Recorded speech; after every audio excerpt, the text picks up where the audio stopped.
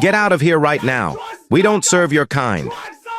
Derek Langley's voice thundered across the marble floor of Ocean Trust Bank, sharp and cruel, every word landing like a blow. Those words weren't whispered under his breath. They were shouted loud enough for every customer in the lobby to turn and stare. A black woman in her early 40s stood frozen, documents still in her hand, her composure intact though her heart raced. That moment was more than shocking. It was humiliating, and it revealed the ugly truth she had come to investigate. Before I take you deeper into this story, comment your city or country so I know how far this story is reaching. Subscribe and hit like so you don't miss the rest of this incredible journey. Now, let's go back to where it all began. Because what happened inside that Miami branch was not a random insult. It was the beginning of a story that would shake an entire banking system. Lillian Harper had walked into the building not as the powerful CEO of Harper Financial Group, but as an ordinary customer, using her grandmother's maiden name, Lillian Brooks. She wore a simple sweater, plain trousers, no jewelry, nothing that would mark her as wealthy or powerful. She came with a purpose, to see how Ocean Trust Bank, the institution her company had quietly acquired for $1.8 billion, treated black customers who walked in without status, without a name the world recognized. For 4 days, she planned to come back, quietly observe, take note, and see if the legacy of discrimination her grandmother had endured 25 years earlier was still alive behind these polished glass doors. On that first morning, as neon lights from the busy Miami street reflected through the windows, she walked to the front desk carrying her identification and financial papers neatly organized in a folder. Derek Langley, the customer service manager, spotted her right away. His smile was thin, his eyes dismissive, the kind of look that judged a person before they said a word.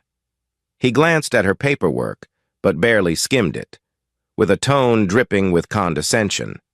He suggested she should try the website instead of bothering staff with simple requests. Lillian did not flinch. She asked calmly to speak with a banker about opening an account and exploring investment options. Derek leaned forward, lowering his voice just enough to sound threatening while still visible to the waiting customers. "Ma'am, you'd save yourself a lot of time if you just used the ATM or logged in online. People like you usually don't qualify for the services you're asking about."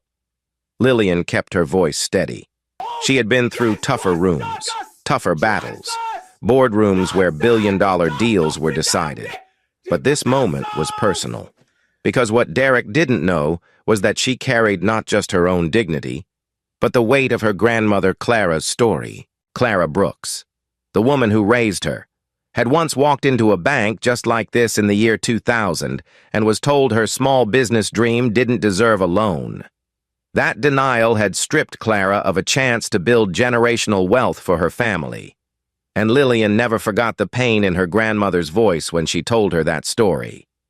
It was Clara's memory that pushed her to study late nights, to earn her Harvard MBA, to work her way from analyst to CEO, and eventually to purchase the very kind of bank that had once shut the door on her grandmother. As she stood there in the lobby, she noticed something that made her blood stir. A white businessman, Mr. Alvarez, walked in wearing a tailored suit and carrying no paperwork at all. Derek's entire demeanor shifted instantly. The cold eyes turned warm. The dismissive tone became cheerful. Within minutes, Alvarez was guided to a consultation desk, greeted with coffee and a smile, while Lillian was left standing in the corner, told to wait, told to consider easier options. The contrast was glaring, and every second of it confirmed why she had chosen to come undercover. She wrote down everything as soon as she left that day, every detail of Derek's tone, every action that revealed bias, every look exchanged between him and the branch manager Victor Reyes, who had watched silently from his glass office upstairs. Something in Victor's eyes told her this was not just personal prejudice, but part of a larger pattern.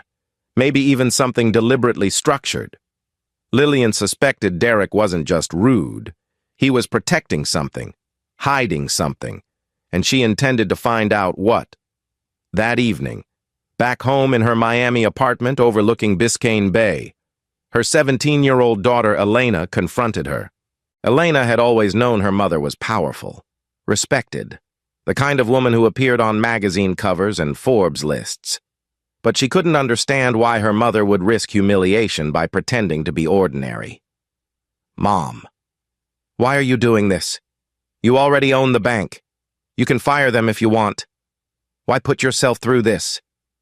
Lillian sat across from her daughter, her tone calm but firm. "Because if I walk in as the CEO, they will put on a mask, treat me like royalty, and nothing will change. But if I walk in as the woman your grandmother once was, I will see the truth. And until we face the truth, we cannot fix what's broken." Elena sighed, not convinced, but she saw the fire in her mother's eyes and knew the decision was final. That first day ended without an explosion, but the stage was set. Derek thought he had brushed off another unqualified customer. Victor thought his policies were safe. Customers in the lobby thought they had just witnessed another quiet dismissal. Nothing worth remembering. But what no one realized was that the woman they had just humiliated held the keys to the entire bank, the authority to decide who stayed and who would be gone by the end of the week. Lillian knew this was only the beginning. She closed her notebook, whispered a promise to her grandmother's memory, and prepared to return the next day. Because what Derek and Victor had started with their prejudice was about to ignite into a firestorm that would burn through the walls of Ocean Trust and expose everything they wanted to hide. That is how the story began. Not with a polite conversation or a hidden deal in a boardroom, but with an insult shouted across a lobby. Words meant to degrade, but instead words that would spark justice. And as Lillian Harper went to sleep that night, still dressed as Lillian Brooks, she knew the next 3 days would push her patience, her pride, and her purpose to the limit. What Derek thought was just another customer he could dismiss would soon become the moment that ended his career. And what looked like humiliation to bystanders would soon become the foundation of a reform that would change the future of an entire institution. The next morning, Lillian Harper returned to Ocean Trust Bank, still disguised as Lillian Brooks, her plain sweater freshly pressed, her folder packed even thicker than before. She had spent the night organizing every document she could possibly need: driver's license, proof of address, utility bills, credit reports, business registration papers, even tax returns.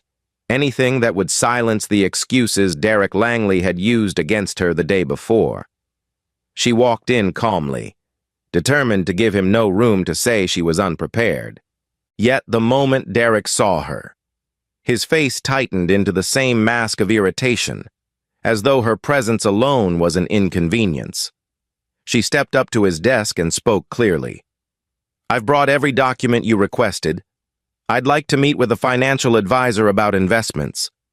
Derek didn't even glance at her papers before sighing dramatically, his voice cutting through the lobby. "This isn't enough. Ma'am, we'll need to see at least 2 years of complete contracts from your business and audited tax returns. Without those, there's no reason to waste a banker's time." His words stung not because of their content, but because she knew what they meant. An endless moving of the goalpost, a strategy designed to keep certain customers out. Lillian's jaw tightened, but she held her composure, simply nodding and sliding her paperwork across the counter so that he would have to touch it. Have to see that she wasn't going anywhere. Behind her, a Latin couple entered the branch. They were dressed casually, the husband in jeans and a polo, the wife with her toddler on her hip. They asked about opening a joint savings account. Derek's entire demeanor shifted in an instant. His voice warmed. His smile returned. "Of course. Let me help you with that right away," he said. gesturing them toward a consultation desk without requesting a single paper. Lillian noticed. And so did Marissa Coleman, a young teller who had been quietly watching the exchange. Marissa's eyes flickered with sympathy as she glanced at Lillian, but she quickly looked down at her station, fear written across her face. She was a single mother with 2 young children, barely making enough to cover rent in Miami. She knew better than to cross Derek or Victor Reyes, the branch manager. Still, the look she gave Lillian lingered, a silent acknowledgement that she saw what was happening, that she understood the unfairness, even if she couldn't yet speak against it.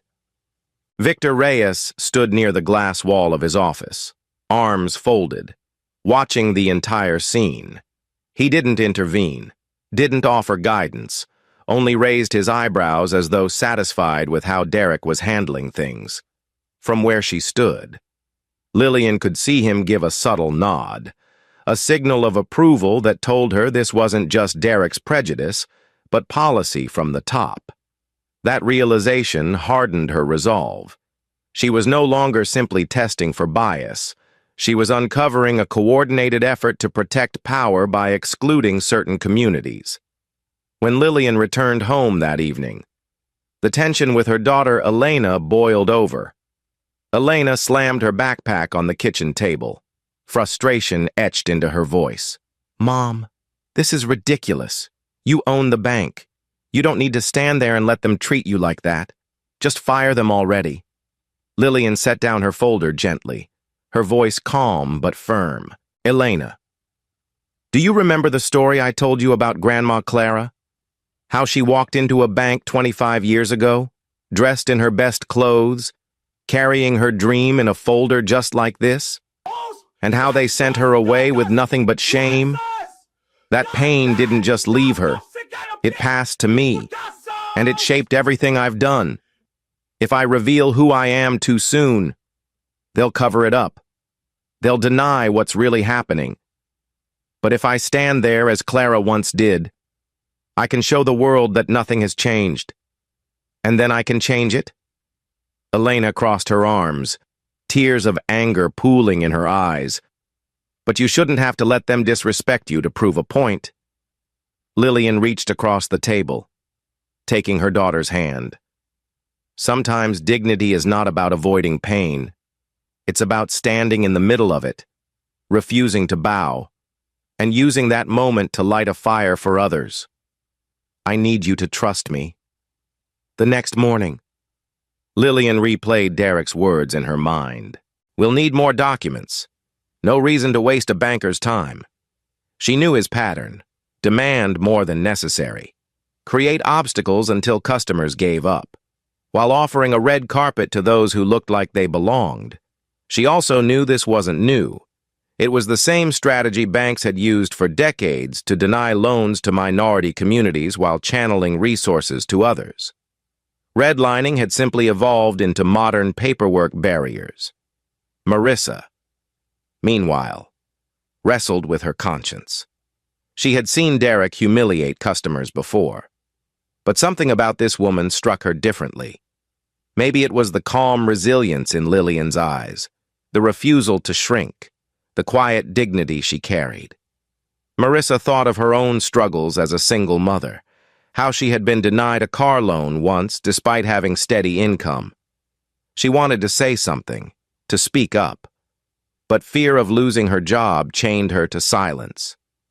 As she processed deposits and handed receipts to other customers, she glanced at Lillian again, whispering a silent prayer that somehow this woman would not be broken.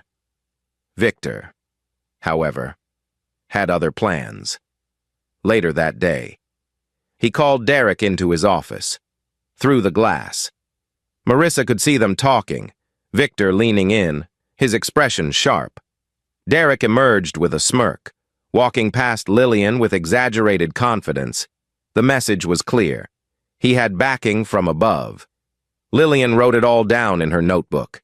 Every glance, every word, every transaction she saw that revealed a pattern. When she finally left the bank that evening, she felt both exhausted and sharpened. She knew tomorrow would bring more resistance, more excuses, maybe even open hostility, but she also knew she wasn't standing there just for herself. She was standing for Clara, for every person denied dignity at a bank counter, for every mother like Marissa too afraid to speak. She was standing for Elena, to show her daughter that power wasn't about wearing a crown in public, but about carrying truth in silence until the right moment to reveal it. As the sun set over Miami, Lillian closed her notes and looked out at the city skyline. She whispered to herself, "Patience. Brooks. They think they're wearing you down.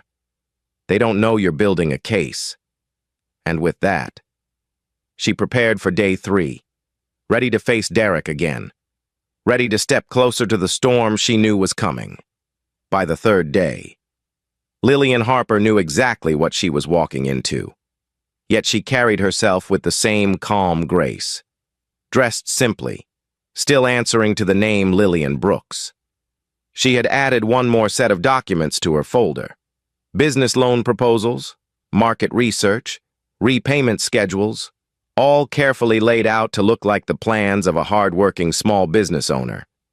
She was determined to give Derek Langley no excuse, no loophole to dismiss her.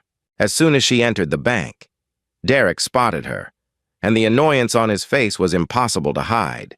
He leaned over his counter with a sneer and said loudly enough for nearby customers to hear, "Back again? I thought I made it clear yesterday. This bank requires serious paperwork, not pipe dreams." His tone wasn't just unprofessional. It was meant to humiliate, to strip her of dignity in front of strangers. Lillian didn't flinch. She met his eyes and said evenly, "I've brought everything you asked for. I'm requesting information about a business loan."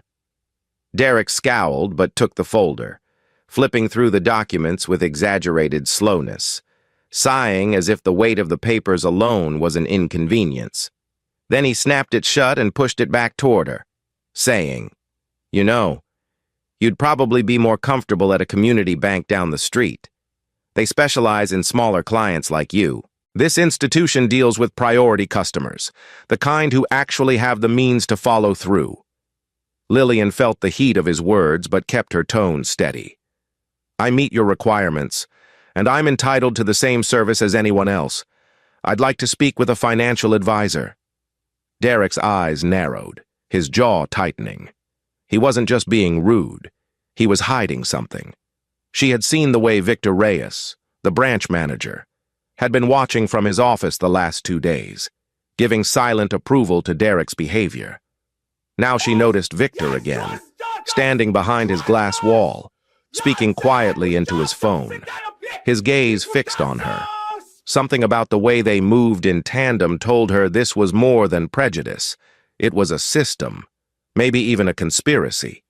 She had heard rumors of banks funneling resources toward certain clients while burying others in red tape, and she was starting to believe Ocean Trust was running exactly that kind of operation. At the teller line, Marissa Coleman noticed too. She watched Derek's interaction, her stomach tightening. She had worked there long enough to know the difference between a legitimate request for documentation and a deliberate attempt to block someone.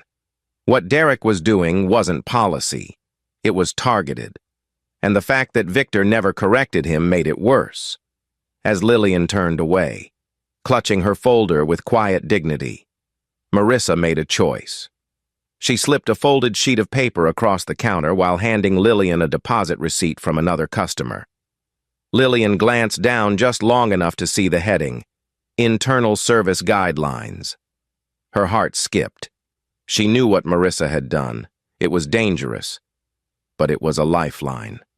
Later, when she opened it in private, she would see proof that the requirements Derek was demanding of her had never been applied to other customers.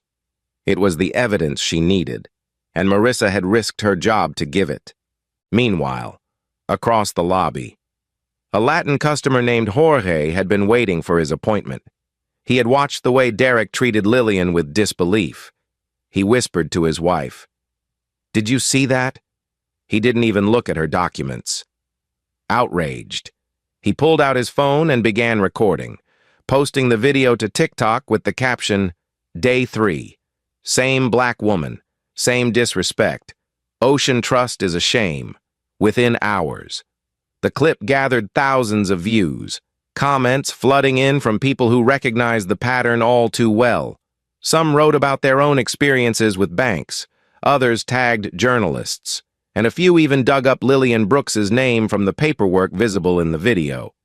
What Jorge didn't know was that he had just poured fuel on a fire about to blaze nationwide. Back inside the branch, Lillian decided to confront Derek more directly. "Why are you asking me for documents you don't ask from others? Why was the couple yesterday sent straight to a consultation without a single form of proof?" Derek's face reddened, caught off guard by her sharp question. He looked around nervously, then muttered, "Different circumstances. They fit the profile." The words slipped out before he could stop them. Fit the profile. That was the heart of it. The unspoken policy Victor had been enforcing. The shadow system that treated some clients as worthy and others as disposable. Customers nearby heard the phrase, some whispering, some shaking their heads. Victor, watching from above, noticed the shift. He stormed out of his office, his polished shoes clicking against the tile, his voice low but sharp as he approached Derek. "Handle this, and don't make a scene," he ordered. Derek nodded, but his hands were trembling. He was losing control of the narrative, and he knew it. For years, he and Victor had diverted loans and investment opportunities to what they called priority clients. Wealthy, mostly white business owners who rewarded them with kickbacks and connections. Anyone who didn't fit the mold was stalled, humiliated, or quietly denied until they gave up. But now, this woman in a plain sweater was refusing to leave, refusing to be broken. She was threatening not just Derek's authority, but the entire operation he and Victor had been protecting. Marissa, heart pounding, realized she had crossed a line by slipping Lillian the document.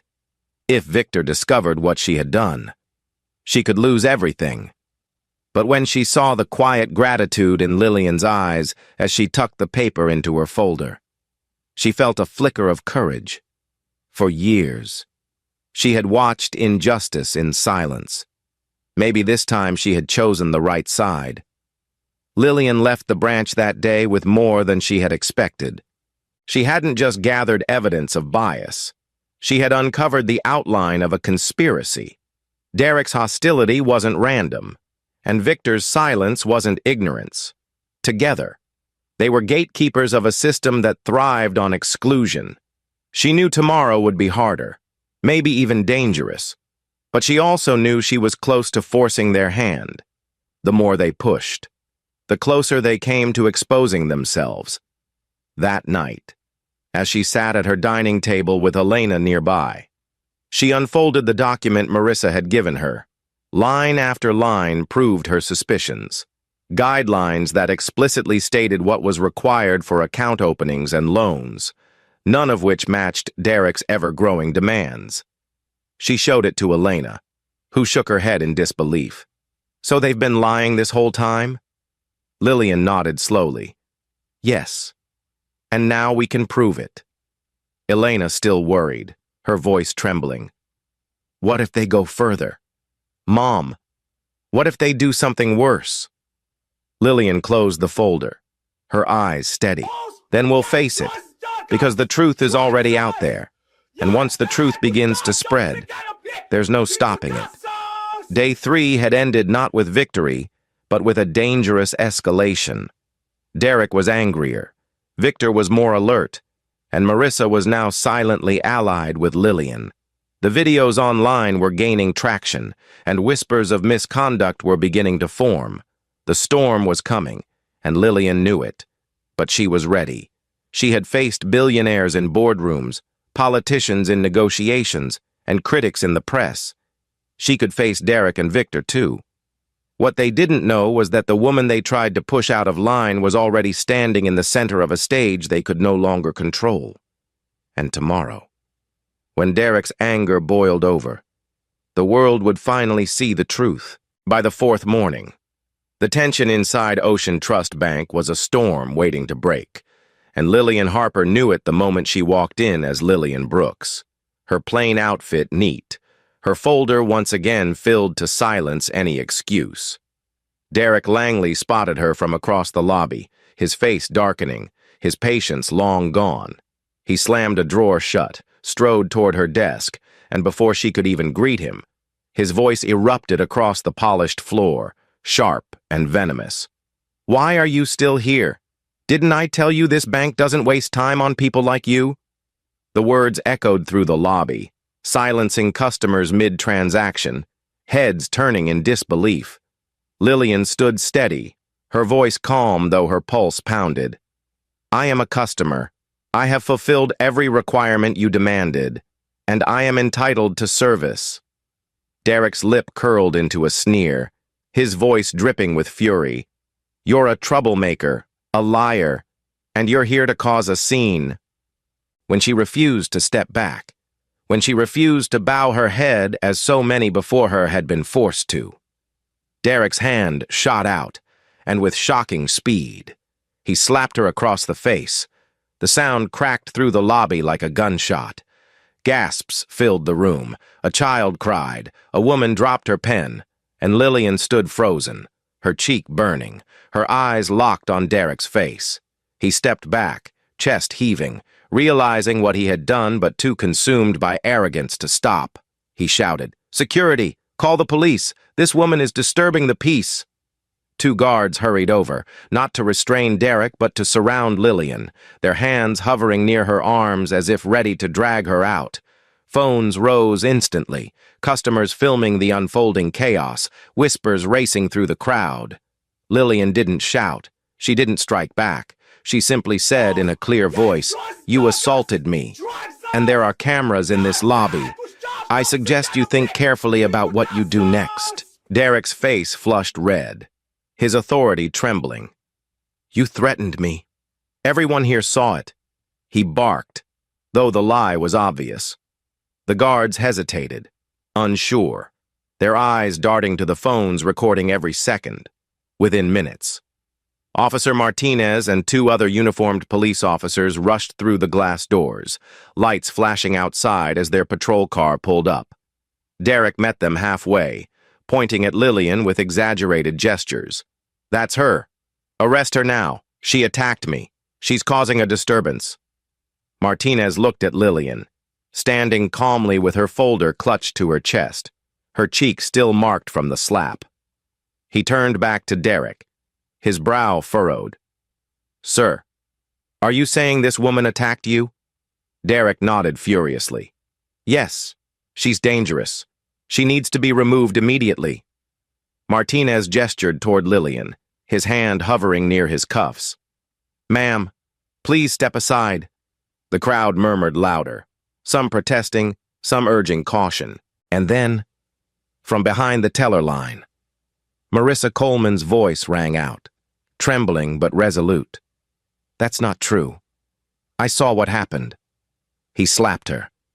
The entire lobby froze, all eyes on Marissa. Her hands shook as she gripped the counter. But she didn't back down. This woman did nothing wrong. She only asked for service. And he assaulted her. Derek spun toward her, his face contorting in rage. "Stay out of this, Marissa, or you'll regret it." But it was too late. Other customers began to speak up. Jorge, the Latin man who had filmed the previous day, stepped forward, holding his phone high. "I recorded everything." He hit her. "Look." He pressed play, and the sound of the slap filled the lobby again. Undeniable. More customers added their voices, murmuring agreement, shaking their heads at Derek. The officers hesitated, their posture shifting, uncertainty creeping into their faces as they realized the narrative wasn't so simple. Lillian spoke then, her voice calm, deliberate, every word measured. "Officer, I am not resisting. I am asking you to review the security footage of this bank. I am asking you to listen to the witnesses around you. If you arrest me, You are ignoring evidence that is right in front of you." Her dignity in that moment was undeniable, her poise sharper than any raised voice could have been. Martinez glanced at the phones raised around him, the crowd now fully engaged, and finally lowered his hand from his cuffs. "We'll need to verify what happened," he said carefully, already sensing the weight of the situation. Meanwhile, outside the bank, Jorge's video had gone live on X, spreading at lightning speed. Within hours, it hit 500,000 views. Hashtags calling out Ocean Trust and Derek Langley by name. Comments poured in, outrage, disbelief, personal stories of discrimination, demands for accountability. Reporters began circling, and customers outside the bank whispered about the woman inside who had been slapped but stood her ground. Inside. Derek's fury only grew. He lunged toward Lillian again, but Victor Reyes finally stepped forward, placing a firm hand on his shoulder, his voice low and panicked. "Enough. Derek, enough." Victor wasn't protecting Lillian. He was protecting himself, already sensing the scandal spiraling beyond control. Lillian, her cheek still stinging, raised her chin. She wasn't there to scream or to crumble. She was there to expose. She turned to Marissa, nodding in gratitude, then faced the officers again. "This is bigger than one slap," she said softly but firmly. "This is about how people are treated when they walk into this bank." The officers exchanged uneasy glances, realizing they were no longer just handling a disturbance call. They were standing in the middle of a storm about to go national. In that moment, the balance of power shifted. Derek, once confident in his authority, now looked small, frantic, his lies crumbling under the weight of witnesses and cameras.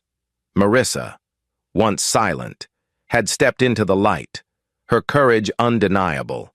The customers, once passive, now stood as a chorus of truth, their voices amplifying what Derek wanted to bury.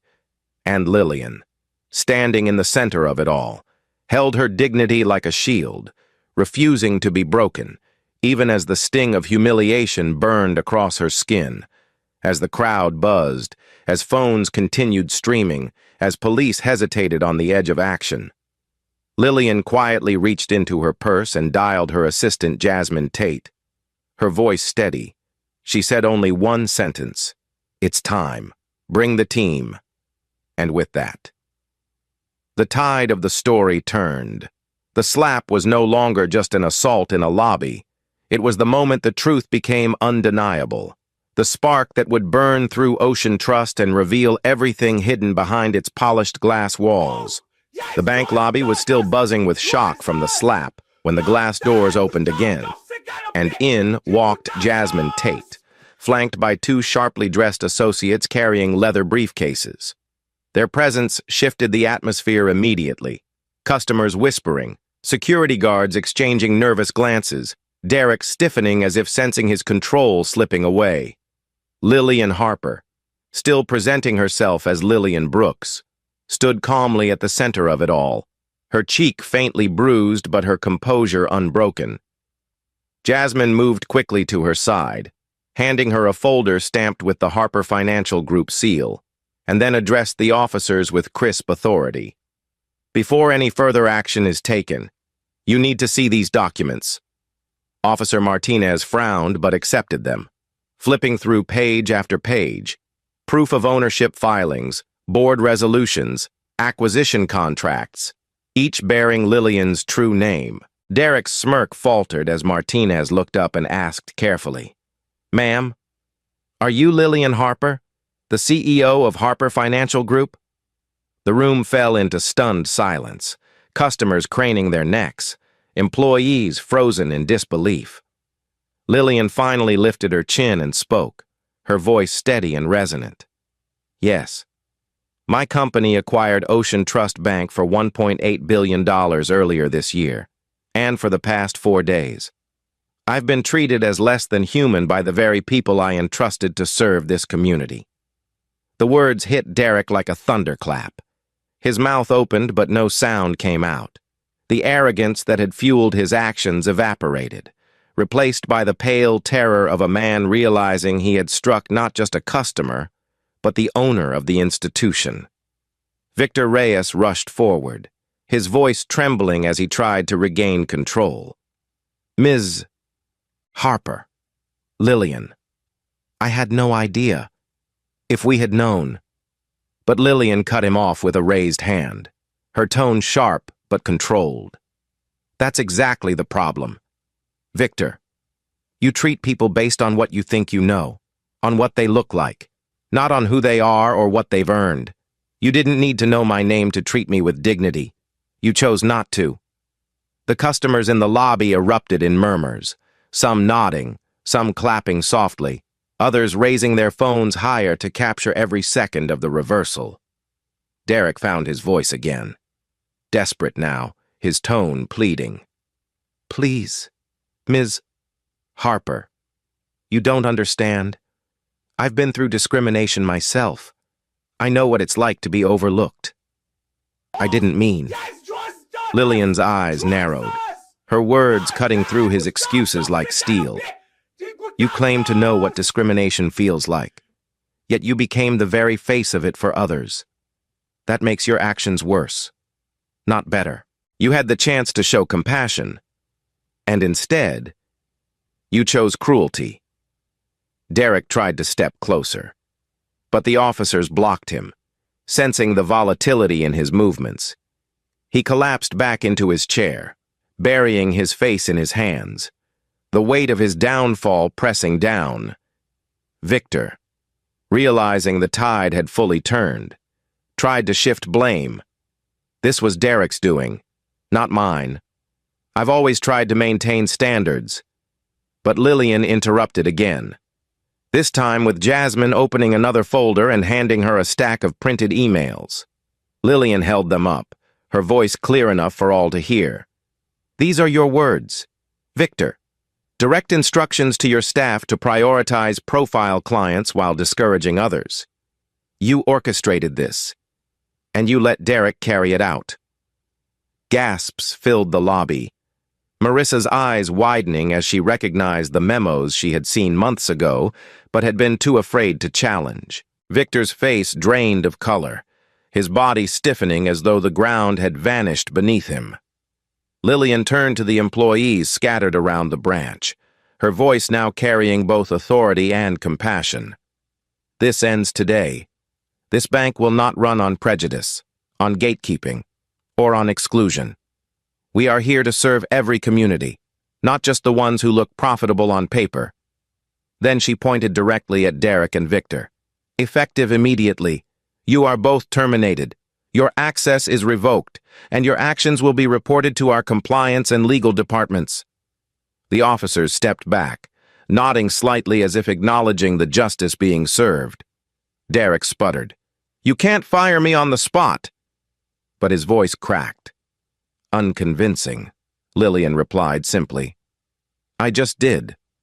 The applause that followed wasn't loud at first, but it grew as customers began clapping, some cheering, others recording with tears in their eyes.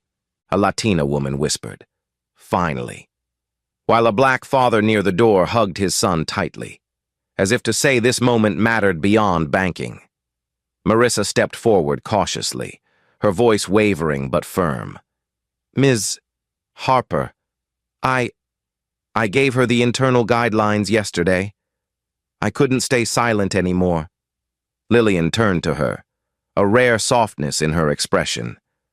"That was brave, Marissa, and it proved what I already suspected. You'll not be punished. You'll be part of what comes next." Relief washed over Marissa's face, tears brimming as she realized she had not only kept her job, but gained an ally in the woman leading the bank. Outside, the scene was spilling onto the streets. Reporters had arrived, microphones ready, cameras flashing as the crowd poured out of the lobby to tell what they had witnessed. On social media, the videos of Derek's slap had already reached millions, but now clips of Lillian's identity reveal were spreading with equal force. Headlines began forming within minutes. Undercover CEO exposes discrimination inside her own bank. Slap heard around Miami sparks corporate earthquake.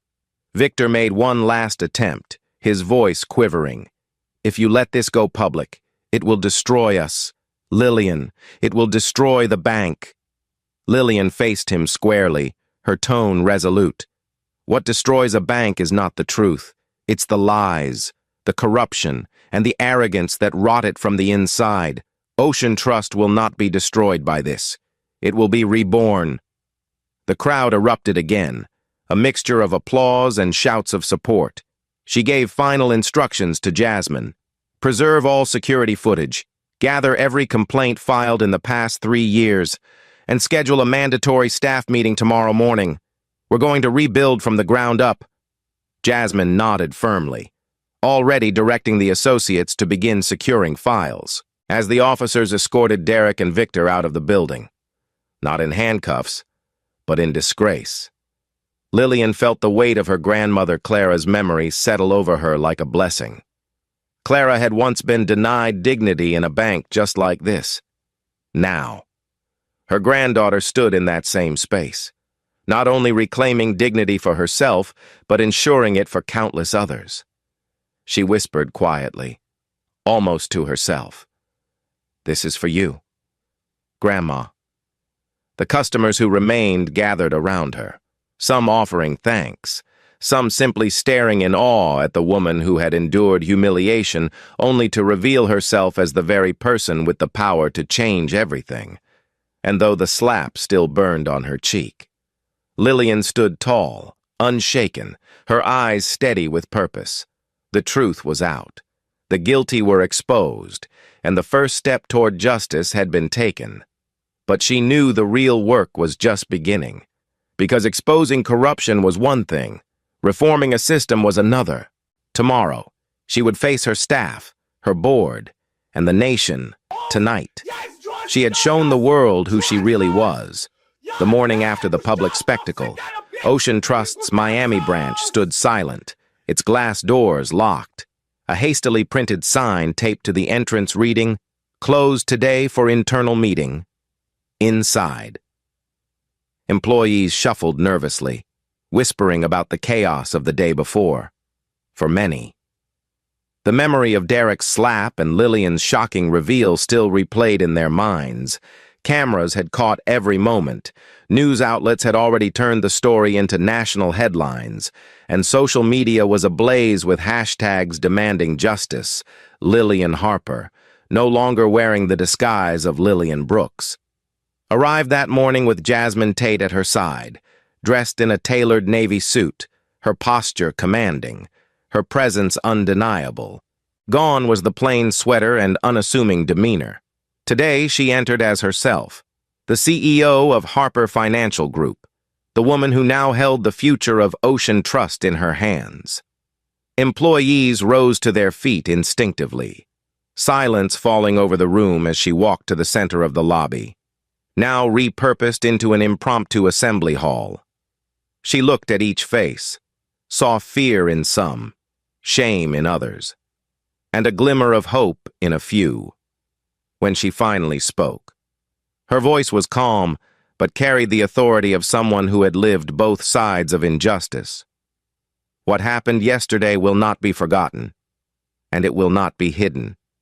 It will define how we move forward. This bank does not belong to Derek Langley or Victor Reyes. It belongs to the people we serve, and we will serve them with fairness, dignity, and respect. The staff shifted uneasily. Some lowered their eyes, ashamed at having remained silent for so long. Others nodded subtly, relieved that the truth was finally being spoken aloud. Lillian continued, pacing slowly, her heels clicking against the polished tile. "We will eliminate every practice that divides customers into categories of worthiness. There will be no more profile clients. Every customer will be treated by the same standard. Documentation requirements will be transparent, consistent, and fair, and every employee here will undergo mandatory anti-bias and equity training, not as a formality, but as a foundation of who we are." Her gaze fell on Marissa, who stood trembling near the teller line, unsure if her act of courage would cost her.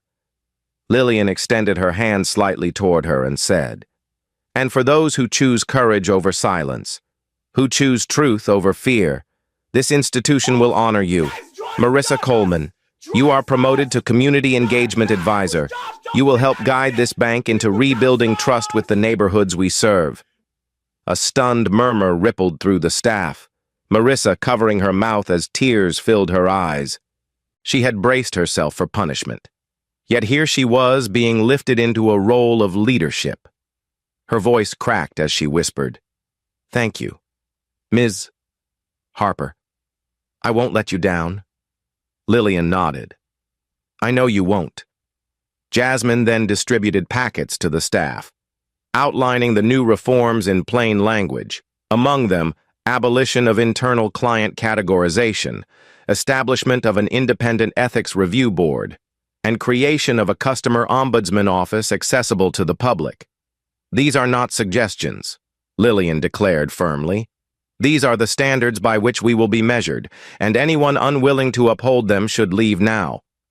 The silence stretched, heavy, until finally one employee, a young loan officer who had followed Victor's discriminatory directives, quietly stood, muttered an apology, and walked out. Others glanced at each other but stayed, realizing the culture of impunity was over. By the afternoon, news vans had surrounded the building, reporters crowding the sidewalks, when Lillian finally emerged, escorted by Jasmine and Marissa, microphones thrust toward her.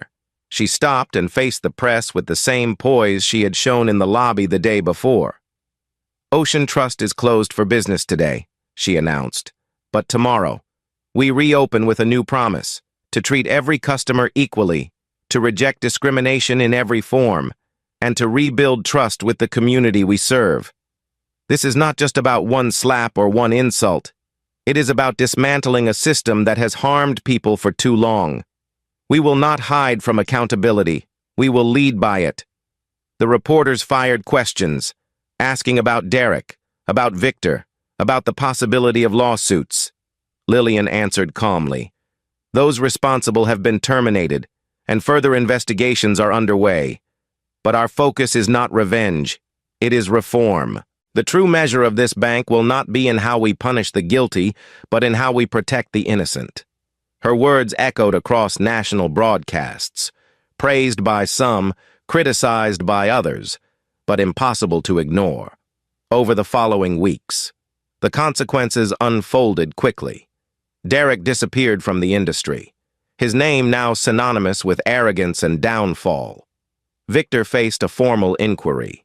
His emails leaked to the press, his career in ruins. Meanwhile, Marissa found herself at the center of a new initiative, working with local churches, small businesses, and community leaders to design programs that welcomed customers who had long felt excluded. She sat on panels, spoke at town halls, and became the face of Ocean Trust's transformation. Customers who had once turned away now returned, cautiously at first, then with growing confidence. By the 6-month mark, new account openings had surged by 42%, particularly among minority clients who finally felt seen and respected, but not everyone celebrated. Competitors began whispering that Lillian was exploiting the scandal for publicity, that her reforms were impractical, that focusing on equity would weaken profits. Some board members expressed unease, urging her to scale back, to move more slowly. Lillian listened, but did not waver. At a private board meeting, she told them, "Equity is not charity. It is strategy. A bank that excludes its community cannot thrive. A bank that embraces them will never fail." Her conviction silenced the skeptics, though some continued to grumble in shadows. At home, the story was more personal. Elena, once angry and fearful for her mother, now beamed with pride. She watched her mother stand before television cameras, congressional committees, and community gatherings, never once faltering, never once apologizing for demanding dignity. One evening, as they shared dinner in their apartment, Elena said softly, "I didn't understand before, but I do now. You weren't just proving a point. You were protecting people like Grandma, like me, like all of us." Lillian reached across the table, squeezed her daughter's hand, and whispered, "And one day, you'll carry it forward." The media storm gradually shifted. What began as a scandal became a case study, taught in business schools and debated in op-eds. Analysts noted the surge in customer trust, the way Ocean Trust had turned humiliation into opportunity, pain into progress. Lillian herself was invited to speak at financial forums, where she challenged peers to examine their own practices. The future of banking, she told a crowded conference hall, is not built on marble floors and glass towers. It is built on trust, and trust begins with equity. Through it all, Lillian remained grounded, never forgetting the sting of Derek's slap, the fear in Marissa's eyes, the humiliation in that lobby. She carried those moments not as wounds, but as reminders of why she fought. She knew the struggle wasn't over, that prejudice would not vanish overnight, that some would resist change. But she also knew the tide had turned, that Ocean Trust was no longer a symbol of exclusion, but a beacon of possibility. And for the first time in years, she felt Clara's presence not as a weight of grief, but as a whisper of pride, telling her she had done enough, at least for now. 8 months later, Ocean Trust no longer looked or felt like the same institution that had once humiliated customers in silence. The Miami branch, once known for whispers of exclusion, now buzzed with the energy of renewal. Customers of every background filled the lobby. Black, Latin, Asian, immigrant families, all greeted with the same warmth, offered the same opportunities, treated with the same respect. At a consultation desk near the front, an elderly black woman sat with a banker patiently explaining investment options, her posture relaxed, her smile wide. Lillian Harper stood nearby, watching discreetly, her heart swelling at the sight. It was the kind of moment her grandmother Clara had been denied 25 years ago. And now, it was finally real.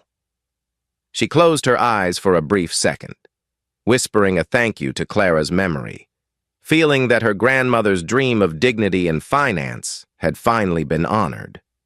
Across the lobby, a young Latin couple signed papers to open a business account, their toddler scribbling on scrap paper while staff brought them water and made them feel welcome. This was not charity. This was equity, alive in every corner of the bank.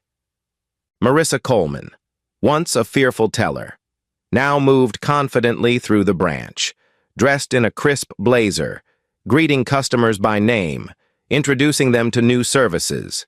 She had grown into her role as community engagement advisor with grace, building bridges between the bank and the neighborhoods it served. Under her leadership, Ocean Trust sponsored financial literacy workshops, small business seminars, and youth mentoring programs. She had become the very embodiment of change, proof that courage could transform not only a career, but an entire institution. Customers often thanked her directly, saying, "You're the reason I came back." And each time she smiled, humbled but proud, Lillian often reminded her, "Your voice saved me that day, and now it's saving countless others." As for Derek Langley, his name had become a cautionary tale, jobless, his reputation shattered. He gave a few bitter interviews claiming he had been scapegoated, but the videos told a story he could never escape. His downfall was permanent, and though Lillian felt no joy in his suffering, she saw it as the consequence of his choices.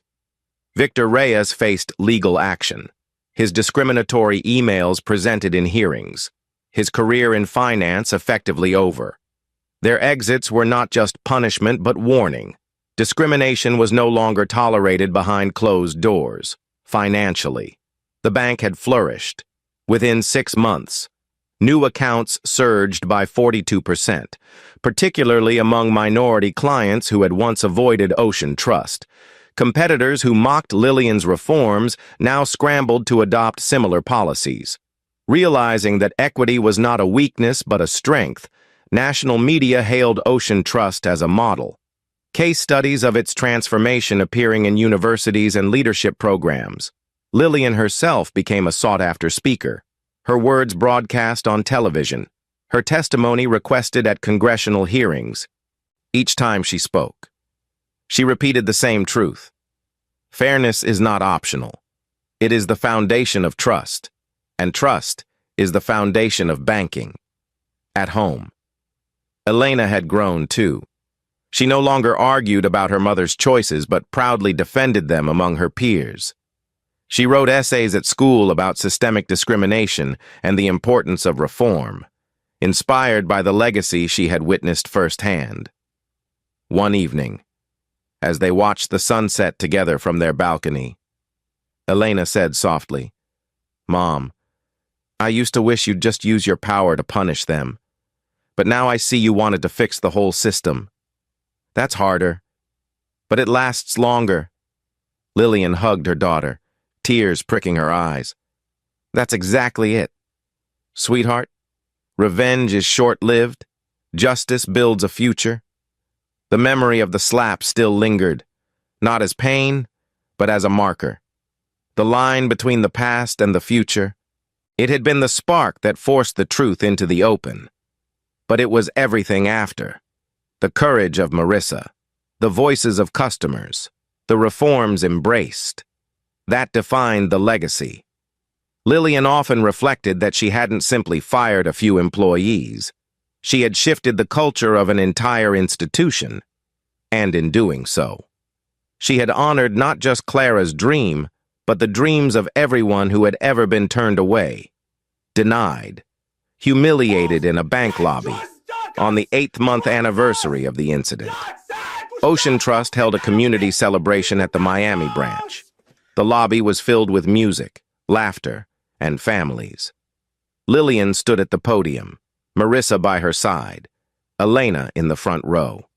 She spoke not as a CEO above her audience, but as a woman among them. 8 months ago, I walked into this bank in disguise and was told I didn't belong. Today, I stand here proud to say this bank belongs to all of you. The doors are open, the welcome is real, and the promise is lasting. We will stumble, we will face challenges, but we will never again turn away someone because of how they look or where they come from. This is your bank, and this is your future.